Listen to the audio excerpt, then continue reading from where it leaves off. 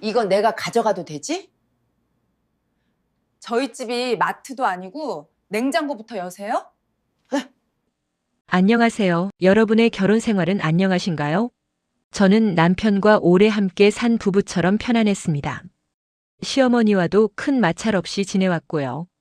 결혼 생활에서 시어머니는 오히려 저희를 도와주는 든든한 지원군 같았어요. 특히 저희 아기가 태어나기 전까지는 말이죠. 하지만 아기가 태어난 후 그 평화는 서서히 균열이 가기 시작했습니다. 시어머니는 손주 좀 보고 싶다는 지극히 당연하고 감사한 핑계로 저희 집에 오기 시작했죠. 처음엔 정말 고맙고 감사했어요. 역시 우리 시어머니는 다르시다 생각했죠. 그런데 어느 순간부터 그분의 방문이 단순한 도움이 아니라 제게 청구서로 돌아오기 시작했습니다. 시어머니가 오실 때마다 제 물건이 사라지고 결국 입에서 베이비시터라는 단어까지 나오는 충격적인 상황까지 벌어졌습니다. 대체 시어머니는 왜 그리고 어떻게 변하신 걸까요? 지금부터 그 믿을 수 없는 이야기를 들려드리겠습니다. 아기가 태어나고 한 달쯤 지났을까요? 시어머니는 전화를 걸어오셨습니다. 어휴, 우리 애기 보고 싶어서 미치겠네. 그 목소리에는 손주를 향한 애정이 가득했어요. 그 말을 듣는데 왠지 모르게 코끝이 찡하더라고요. 역시 시어머니는 시어머니구나 싶었습니다. 결국 그 주말 시어머니는 작은 케이크 한 조각과 함께 저희 집에 들어오셨습니다. 며느라 고생이 많다. 우리 아기가 이렇게 예쁘게 크는구나 하시면서요. 저는 그때만 해도 정말 시어머니의 순수한 손주 사랑에 깊이 감동했었습니다. 육아에 지쳐있던 저를 보시고는 힘들면 언제든 말해라. 엄마가 도와줄게. 라고까지 말씀해 주셨죠. 그때 제가 얼마나 감사했는지 몰라요. 좋은 시어머니, 좋은 친정이 2배로 생긴 것 같다고 남편에게 속삭였을 정도니까요. 그날의 방문은 그저 평범하고 따뜻한 시어머니의 격려 방문이었습니다. 저는 그때 시어머니의 손이 닿는 모든 것이 고마웠고 저의 피로를 덜어주는 구원 같았습니다. 그 감사가 나중에는 저를 짓누르는 압박감으로 변할 줄은 정말 꿈에도 상상하지 못했습니다. 그때는 그저 우리 시어머니는 천사 같다고 생각하며 행복해했을 뿐이죠. 이 방문이 앞으로 벌어질 모든 일의 시작점이 될 줄은 정말 몰랐습니다. 시어머니의 방문은 그렇게 일주일에 한 번으로 자리를 잡는 듯 했습니다. 금요일 오후나 토요일 오전에 오셔서 한두 시간 아기와 시간을 보내고 가셨죠. 저도 그때만큼은 숨통이 트여서 잠깐 낮잠을 자거나 밀린 집안일을 할 수 있었습니다. 그런데 한 달이 채 지나지 않아 그 주기가 조금씩 이상하게 변하기 시작했습니다. 처음엔 일주일에 한 번. 그러더니 갑자기 수요일에도 오시겠다고 전화를 하셨고 그 다음 주에는 화요일, 목요일. 어느새 시어머니의 방문은 하루 걸러 한 번 꼴이 되어버렸습니다. 제가 거절할 틈도 없었어요. 애기 보러 간다는데 싫어할 며느리가 어디 있니? 라고 하시면서 통보하듯 방문 일정을 알려주셨죠. 남편에게 너무 자주 오시는 것 같다고 조심스럽게 말하자 남편은 대수롭지 않게 엄마가 손주가 얼마나 보고 싶으시면 그러겠냐? 그냥 오시라고 해. 라고 말했습니다. 남편은 직장에 나가 있기 때문에 시어머니의 방문으로 인한 불편함은 오롯이 제가 감당해야 했죠. 솔직히 말해 편안함보다는 불편함이 커지기 시작했어요. 갑작스러운 방문에 맞춰 집을 치워야 했고 혹시나 시어머니 마음에 들지 않을까봐 신경 써야 할 일들이 늘어났습니다. 방문 횟수가 늘어나면서 시어머니의 태도에도 미묘한 변화가 감지되기 시작했습니다. 처음에는 순수한 애정이었던 것들이 점점 지적과 잔소리로 바뀌기 시작했죠. 아기에게 먹이는 이유식을 보시더니 애가 과일을 덜 먹네? 이래서 요즘 애들이 약해라고 하시더군요. 제가 나름대로 철분이나 영양 균형을 신경 써서 먹이고 있는데도 말이죠. 단순히 조언의 형태로 하시는 말씀이라면 감사히 들었을 겁니다. 하지만 시어머니의 말투는 마치 제가 아기를 제대로 돌보지 못하고 있다는 뉘앙스를 풍겼어요. 요즘 젊은 엄마들은 왜 이렇게 유난인지 모르겠다. 우리가 키울 땐 대충 키워도 잘 컸는데. 이런 식의 말씀은 저를 위로하는 것이 아니라 오히려 저의 육아 방식에 대한 불만을 표현하는 것처럼 들렸습니다. 그때부터 시어머니가 오시는 날이 기다려지기보다는 긴장되고 불편한 날이 되기 시작했어요. 시어머니가 오시면 저의 모든 행동, 아기에게 하는 모든 것이 점검 대상이 되는 것 같았습니다. 겉으로는 웃으며 어머니, 제가 더 신경 쓸게요. 라고 대답했지만 속으로는 스트레스가 쌓여갔습니다. 시어머니는 손주를 안고 계시면서도 쉴 새 없이 잔소리를 하셨고 저는 그 모든 것을 꼭 참아내야 했습니다. 마치 제 집인데도 제가 손님이 된 기분이었어요. 잔소리의 범위는 점점 넓어졌습니다. 아기 옷 색깔부터 시작해서 저희 집 가구 배치, 심지어는 주방까지 검열의 대상이 되었죠. 그 중에서도 저를 가장 기함하게 만든 사건은 냉장고 점검이었습니다. 어느 날 시어머니가 갑자기 주방으로 가시더니 제 허락도 없이 냉장고 문을 활짝 여시는 겁니다. 깜짝 놀라서 어머니, 왜 그러세요? 라고 여쭤봤더니 아이고, 너희 반찬 상태 좀 보려고. 애기 보느라 뭘 제대로 챙겨 먹겠니? 라고 하시더군요. 하지만 제가 본 시어머니의 표정은 걱정보다는 탐색에 가까웠습니다. 냉장고 안을 구석구석 살펴보시더니 며칠 전에 만든 밑반찬 몇 개를 보시고는 혀를 차셨습니다. 어머, 반찬이 이게 다야? 젊은 사람들은 참 준비성이 없어. 그러면서 냉장고 문을 3개 닫으시는데 순간적으로 이게 뭔가 싶었습니다. 제가 시어머니 댁의 냉장고를 점검할 권리가 없듯이 시어머니도 저희 집 살림을 멋대로 평가할 권리가 없는데 말이죠. 저는 그때 심한 모멸감을 느꼈습니다. 마치 제가 결혼 생활과 육아에 있어 낙제점을 받은 기분이었죠. 남편에게 이 사실을 말했지만 남편은 엄마가 잔소리 좀 했다고 그렇게 예민하게 굴 필요는 없잖아. 다 너희 걱정해서 그러시는 거지. 라고 저를 오히려 나무랐습니다. 시어머니의 방문이 잦아지고 잔소리가 늘면서 저희 집은 더 이상 저만의 편안한 공간이 아니었습니다.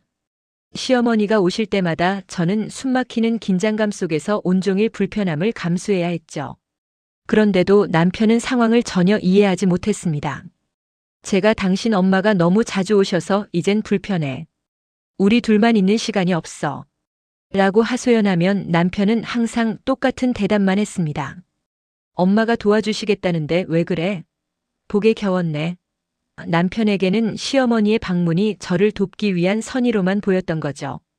제 진심 어린 불편함을 떼쓰는 어린아이의 투정 정도로 치부하는 남편에게도 서운함이 극에 달했습니다. 남편은 시어머니가 오시면 잠깐 인사만 하고 다시 휴대폰을 보거나 자기 방으로 들어가 버리기 일쑤였습니다. 갈등 상황이 생겨도 중재는커녕 두 사람 다 왜 그래? 조용히 좀 해. 라며 오히려 저를 다그치기만 했죠. 가장 가까운 남편마저 저를 이해해주지 못하니 저는 점점 더 고립되는 느낌이 들었습니다. 이 모든 것이 아기 때문에 생긴 문제인 것 같아 아기에게도 미안해지기 시작했고요. 저는 시어머니의 방문 문제가 아니라 남편과의 소통 문제로 더 큰 스트레스를 받기 시작했습니다. 불편함이 극에 달하던 어느 날 시어머니는 드디어 선을 넘는 첫 번째 행동을 하셨습니다. 평소 저희 집 주방에서 잘 사용하던 비교적 새거티가 나는 냄비를 보시더니 불쑥 이렇게 말씀하시는 겁니다. 어머, 이 냄비 참 좋네. 이거 내가 가져가도 되지? 나도 하나 필요했는데 딱 있네. 저는 너무나 황당해서 순간적으로 말문이 막혔습니다. 가져가도 되지? 는 요청이 아니라 통보에 가까운 말투였어요. 마치 당연히 가져가야 할 물건을 잠시 빌려 쓰는 것처럼 말씀하셨죠. 제가 대답을 하기도 전에 시어머니는 이미 그 냄비를 들고 주방을 나가고 계셨습니다. 저는 겨우 정신을 차리고 어머니, 그 냄비 저희 자주 쓰는 건데 라고 말씀드리려 했지만 시어머니는 이미 현관문을 열고 계셨습니다. 알았어. 다음에 또 사면 되지 뭐. 시어머니의 목소리가 들렸지만 이미 현관은 닫힌 뒤였죠. 손주를 보러 오셨다가 남의 집 살림을 자기 것인 양 챙겨 가시는 시어머니의 모습에 저는 큰 충격을 받았습니다. 단순히 냄비 하나의 문제가 아니었어요. 이건 저의 소유권에 대한 노골적인 무시이자 저희 집에 대한 시어머니의 지나친 간섭과 침범을 상징하는 사건이었습니다. 냄비 사건 이후 시어머니의 슬쩍 가져가기는 점점 대담해졌습니다. 다음 주에 오셨을 때는 대용량 종이 타월 세트 중 하나를 들고 가시더군요. 제가 어머니, 그건 저희가 자주 써야 해서요. 라고 간곡히 말씀드렸지만 시어머니는 전혀 개의치 않았습니다. 어차피 너희 금방 또 사잖아. 이거 무겁다. 내가 들고 갈게. 하시면서 마치 제가 당신에게 물건을 기부하는 것처럼 행동하셨어요. 그뿐만이 아닙니다. 어느 날은 제가 새로 사둔 세제 리필팩을 보시더니 어휴, 요즘 세제값이 비싸서 내가 하나 가져갈게. 어차피 내가 사서 쓸 거 아니니 라고 하셨습니다. 시어머니의 행동은 이제 빌려가는 것이 아니라 대놓고 챙겨가는 것이 되었어요. 저는 더 이상 시어머니의 방문을 환영할 수 없었습니다. 오실 때마다 제 물건이 하나씩 사라지는 기분이었으니까요. 제가 아끼는 물건, 자주 쓰는 생활용품이 시어머니의 눈에 띄지 않도록 숨겨야 하는 상황까지 벌어졌습니다. 자신의 집에서 물건을 숨겨야 하는 며느리의 심정은 이루 말할 수 없이 비참했습니다. 남편에게 다시 한번 항의했지만 남편은 엄마가 좀 가져가면 어때? 비싼 것도 아니고 라며 여전히 상황의 심각성을 인지하지 못했습니다. 시어머니의 행동은 저를 극도의 스트레스 상황으로 몰아넣었습니다. 하지만 저는 꾹 참았습니다. 애 때문에 싸우기 싫었거든요. 시어머니와 큰 소리를 내고 감정을 상하게 하면 결국 그 피해는 고스란히 저희 아기에게 돌아올 것 같았습니다. 제가 참고 넘어가면 언젠가는 시어머니도 스스로 자신의 행동이 지나쳤다는 것을 깨닫고 멈추시지 않을까 하는 신락 같은 희망도 있었습니다. 저는 이번이 마지막이겠지, 설마 또 가져가시겠어?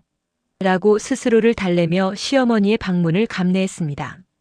시어머니가 오시면 최대한 주방이나 생활용품이 있는 곳에 시선을 주지 않도록 유도했고 아기와만 집중해서 시간을 보내도록 노력했습니다. 하지만 이 모든 것은 저 혼자만의 노력이었죠. 시어머니는 제가 참고 있다는 사실을 오히려 묵인으로 받아들이시는 것 같았습니다. 제가 아무 말도 하지 않으니 당신의 행동이 옳고 정당하다고 생각하시는 것처럼 보였어요. 이 길고 길었던 며느리의 참는 기간 동안 저는 혼자서 시어머니의 잔소리와 물건 갈취를 감당하며 점점 지쳐갔습니다. 제 안의 분노 게이지는 이미 위험 수위를 넘어가고 있었습니다. 저의 인내심은 드디어 한계에 도달했습니다. 시어머니는 제가 아끼는 물건에까지 손을 대셨습니다. 어느 날 제가 결혼 선물로 받은 예쁜 북유럽 스타일의 디자인 컵 세트가 있었습니다. 제가 특별히 아껴서 손님 접대용으로만 쓰던 컵이었죠. 시어머니는 그 컵을 보시더니 또다시 특유의 말투로 말씀하셨습니다. 이 컵도 내가 가져갈게. 우리 집에 두면 예쁘겠다. 그 순간 제 인내심의 끈이 탁 하고 끊어지는 소리가 들리는 것 같았습니다. 그동안은 소모품이나 흔한 냄비여서 참았지만 이제는 제가 아끼는 개인의 소장품까지 탐내시는 겁니다.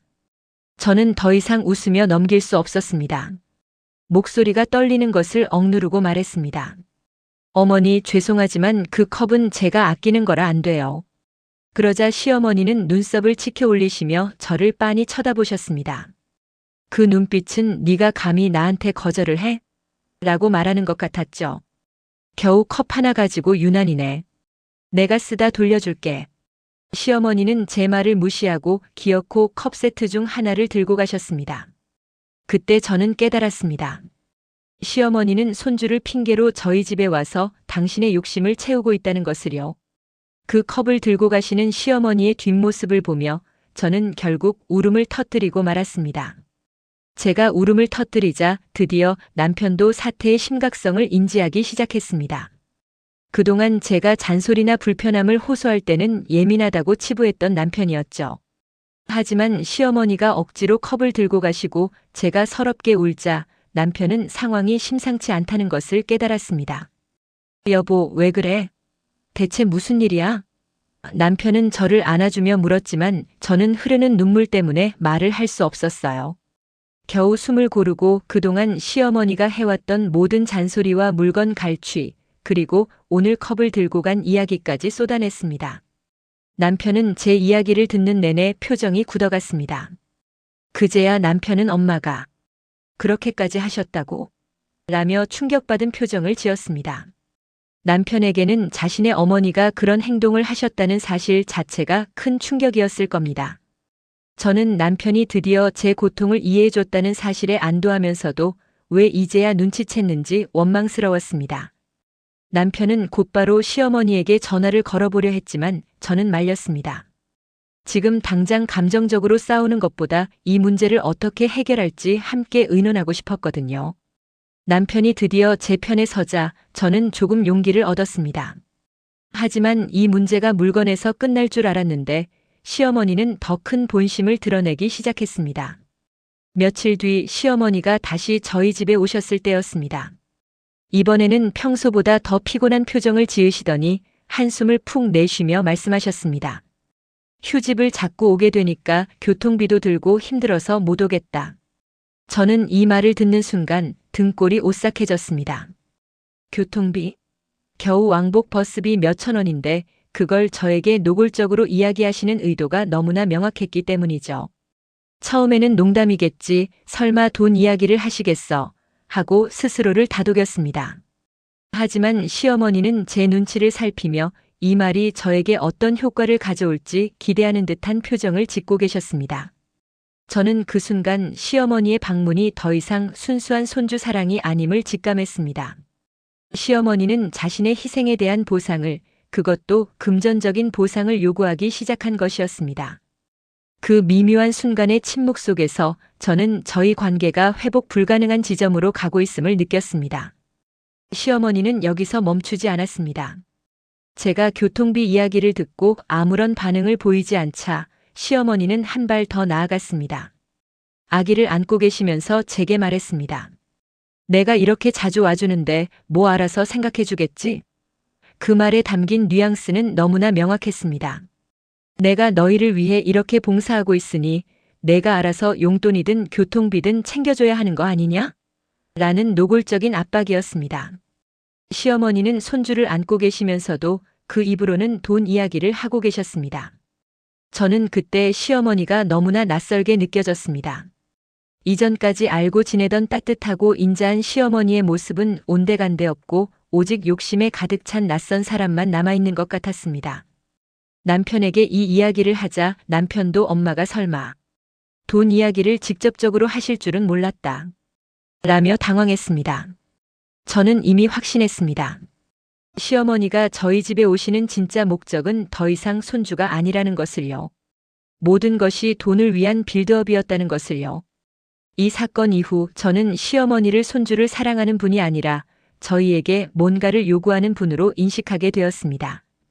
시어머니가 노골적으로 교통비와 알아서 생각을 요구했을 때 처음엔 정말 농담인 줄 알았습니다. 혹시 내가 너무 예민하게 받아들이는 건가? 하고 스스로를 의심하기도 했죠. 하지만 시어머니의 표정은 농담이 아니었습니다. 진심으로 기대하는 듯한 눈빛이었고 제가 아무 반응을 보이지 않자 미묘하게 실망하는 듯한 표정까지 지으셨어요. 그 표정을 보는 순간 제 직감은 확신으로 바뀌었습니다. 이건 물건 몇 개 가져가는 선에서 끝날 문제가 아니다. 이건 완벽한 돈 얘기다. 시어머니는 저희가 고맙다는 뜻으로 봉투를 내밀기를 바라고 계셨던 겁니다.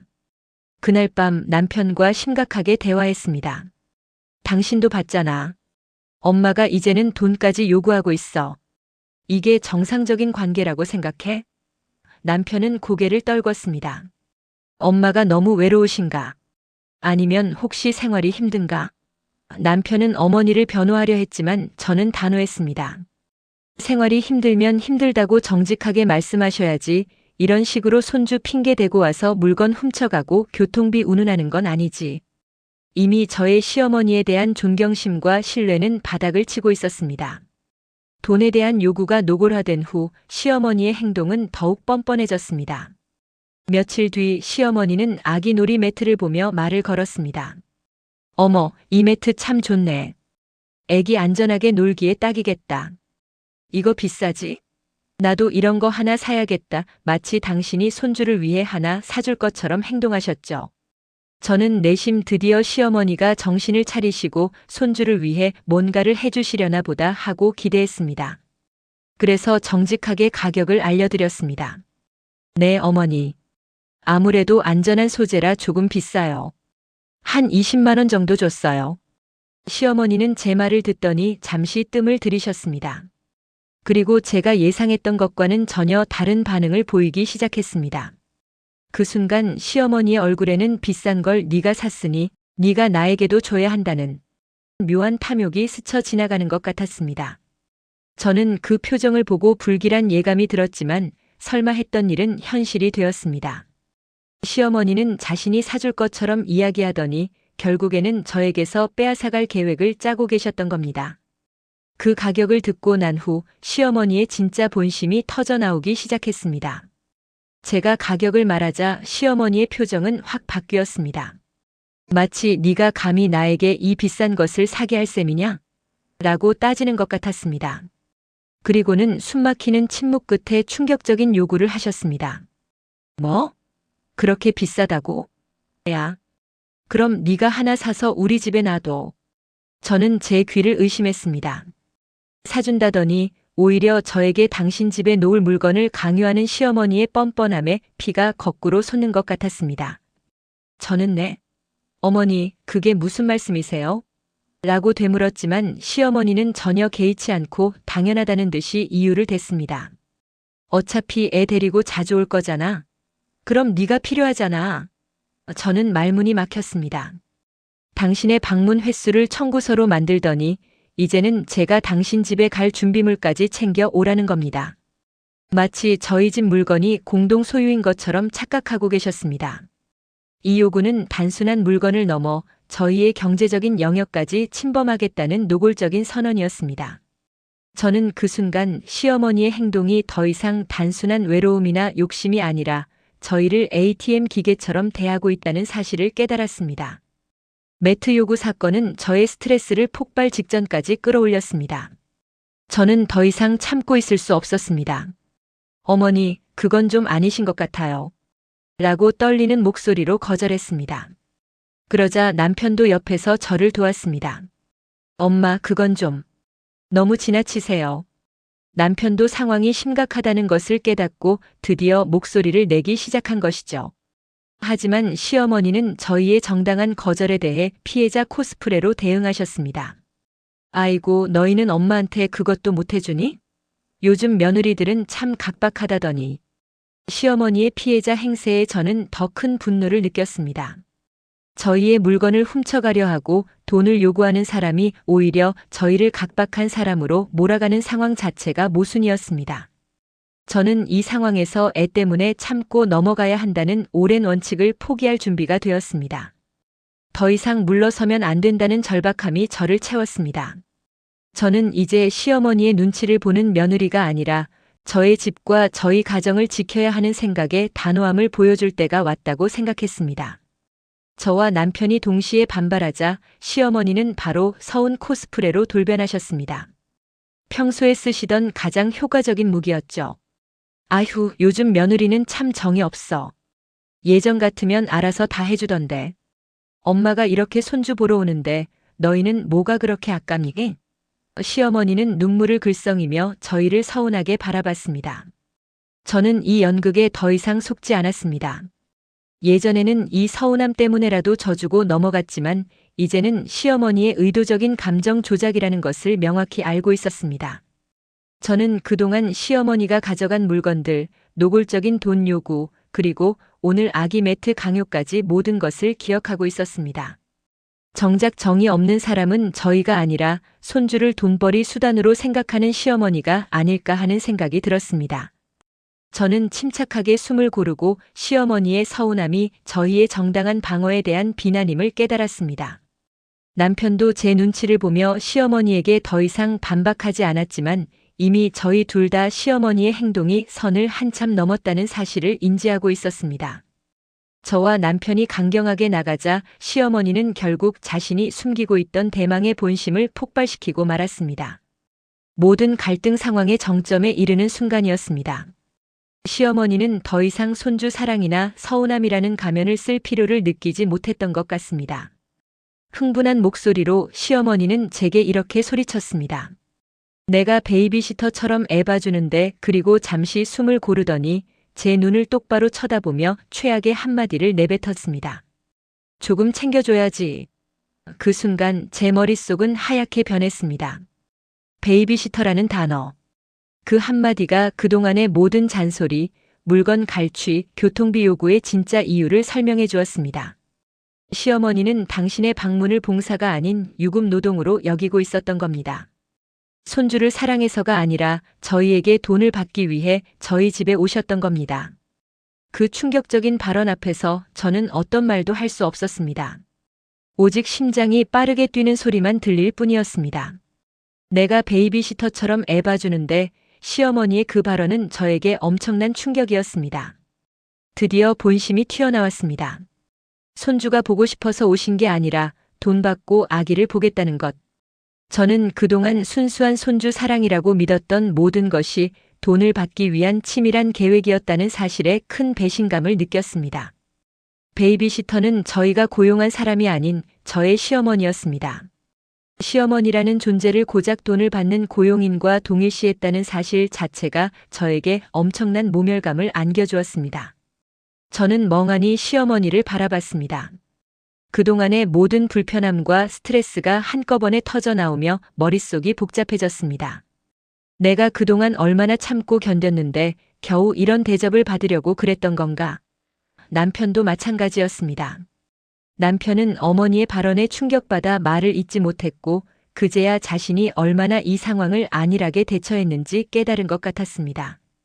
이 발언은 저희 부부에게는 선을 넘어도 한참 넘은 최악의 순간이었습니다. 시어머니의 충격적인 발언은 남편을 완전히 각성시켰습니다. 남편은 그제야 자신의 어머니에게 정색했습니다. 남편은 감정이 격앙된 목소리로 시어머니에게 따져 물었습니다. 엄마 지금 뭐라고 하는 거야? 우리가 언제 봐달라고 했어? 남편의 목소리는 분노와 실망감이 뒤섞여 떨리고 있었습니다. 남편은 그동안 저희가 봐달라고 요청한 적이 단 한 번도 없었다는 사실을 상기시켰습니다. 시어머니가 손주가 보고 싶어서 오신다고 하셨고 저희는 그 선의에 감사함을 표했을 뿐이었죠. 남편의 정색은 시어머니에게도 큰 충격이었을 겁니다. 평소 순하고 착한 아들이 자신에게 이렇게까지 화를 내는 건 처음이었을 테니까요. 남편은 시어머니의 발언이 단순한 실수나 농담이 아님을 직감하고 더 이상 이 상황을 방관할 수 없다는 것을 깨달았습니다. 저는 남편이 드디어 제 편에 서서 이 말도 안 되는 상황에 단호하게 맞서준다는 사실에 작은 위안을 얻었습니다.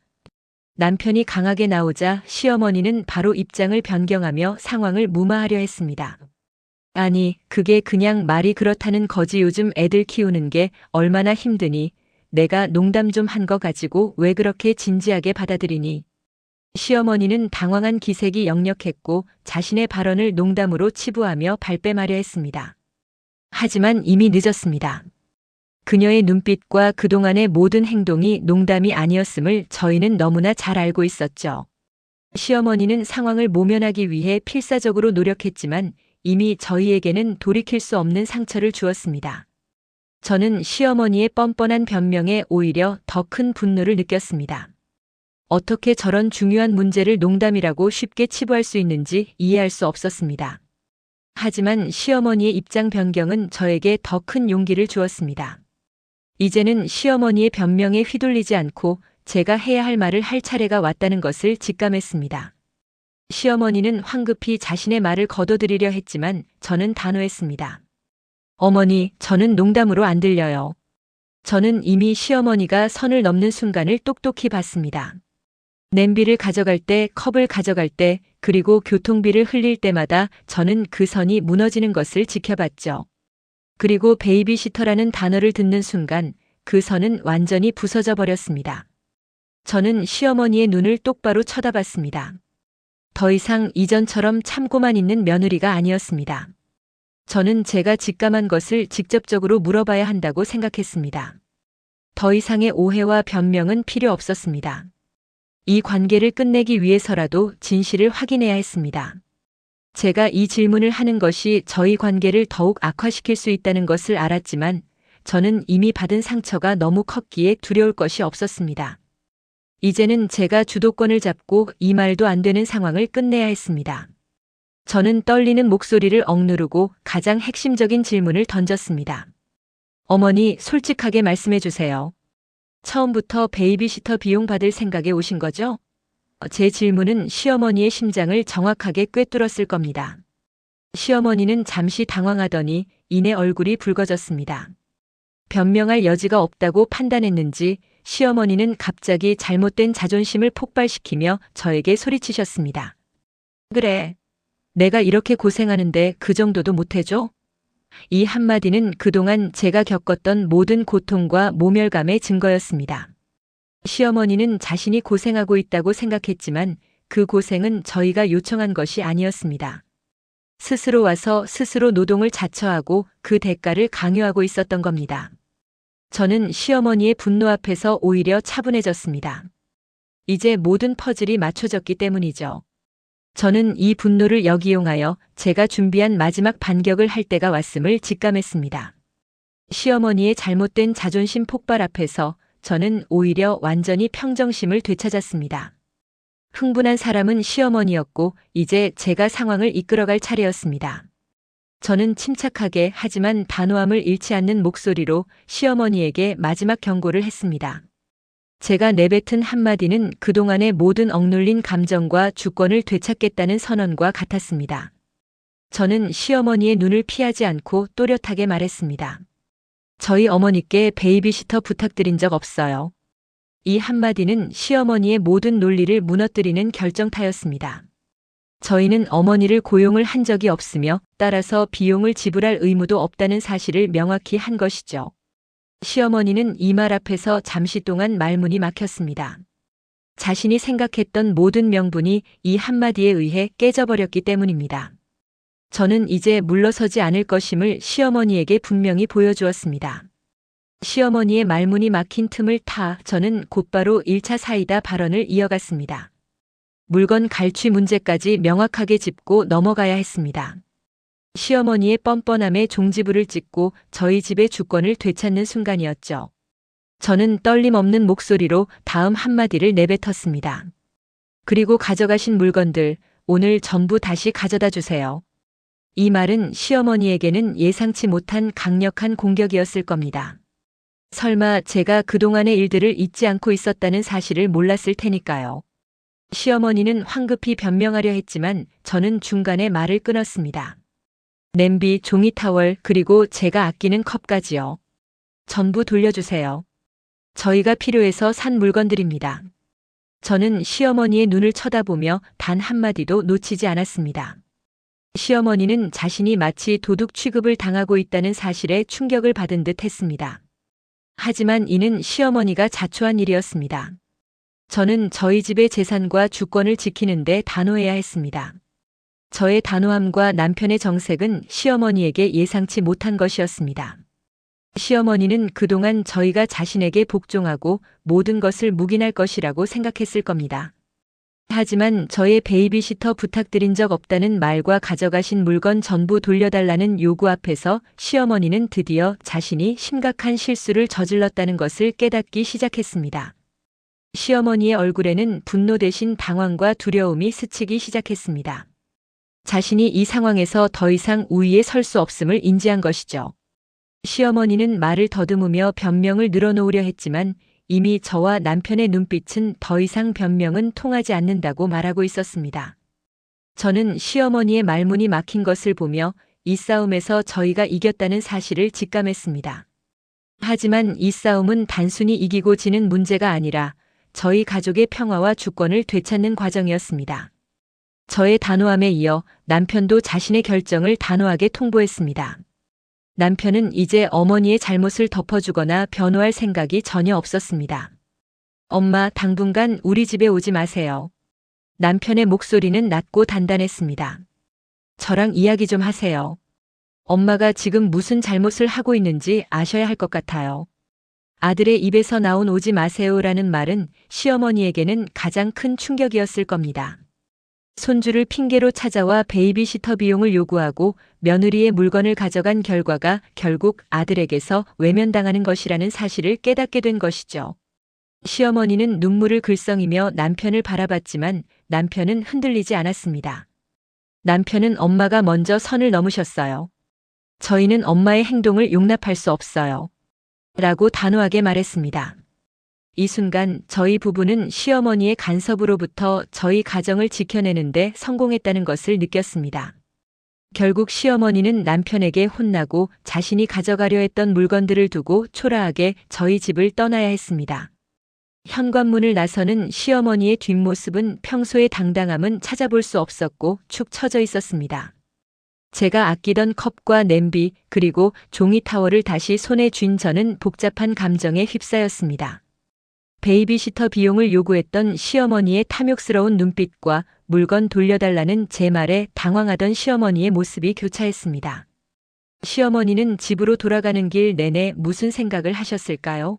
아마도 자신이 잃은 것들 아들의 신뢰, 며느리의 존경, 그리고 손주를 볼 수 있는 권리에 대해 생각하셨을 겁니다. 손주를 핑계로 청구서를 내밀려 했지만 결국 스스로가 청구서를 받고 집으로 돌아가는 꼴이 된 것이죠. 저는 시어머니에게 통쾌함보다는 씁쓸함을 느꼈습니다. 하지만 이 상황을 겪어야만 저희 부부가 제대로 된 가정을 꾸릴 수 있다는 사실을 알았습니다. 시어머니가 떠나고 난 후 저희 집은 다시 조용함과 평화를 되찾았습니다. 시어머니의 잔소리가 사라졌고 냉장고와 주방에 대한 검열도 없어졌습니다. 저는 더 이상 시어머니의 갑작스러운 방문에 맞춰 집을 치우거나 물건을 숨길 필요가 없어졌습니다. 남편과의 관계도 훨씬 좋아졌습니다. 남편은 이번 사건을 통해 저의 고통을 완벽하게 이해하게 되었고 저를 지지하는 든든한 아군이 되어주었습니다. 저희는 이제 누구의 간섭도 없는 저희만의 가정을 꾸려갈 수 있게 되었습니다.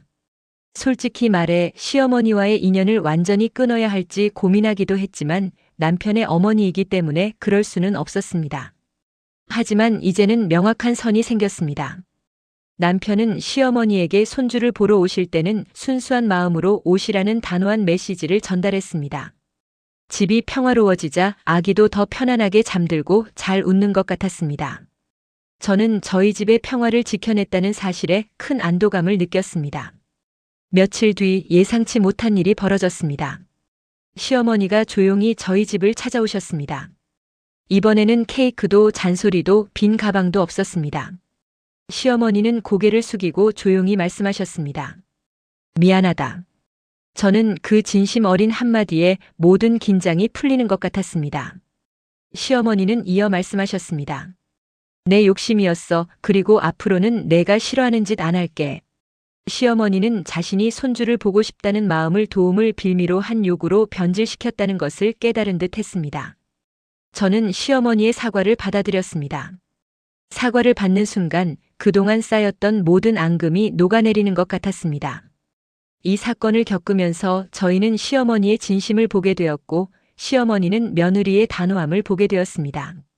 이 모든 과정이 저희 가족 관계를 더욱 건강하게 만드는 성장통이었다는 것을 깨달았습니다.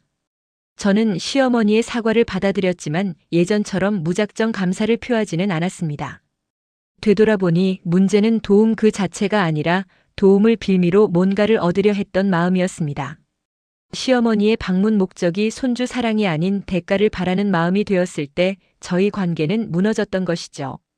이제 저희는 명확한 선을 그었습니다. 그 뒤로 시어머니는 정말 손주가 보고 싶을 때만 전화를 주시고 가볍게 들러서 웃고 가시는 분이 되었습니다.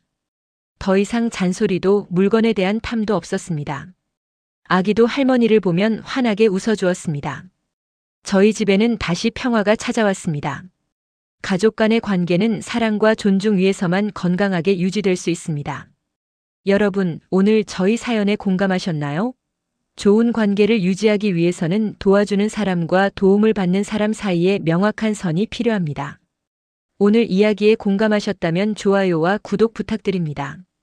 여러분의 사연도 댓글로 남겨주시면 함께 이야기 나눠봐요. 다음에도 여러분의 가슴을 뻥 뚫어줄 사이다 이야기로 찾아오겠습니다. 감사합니다.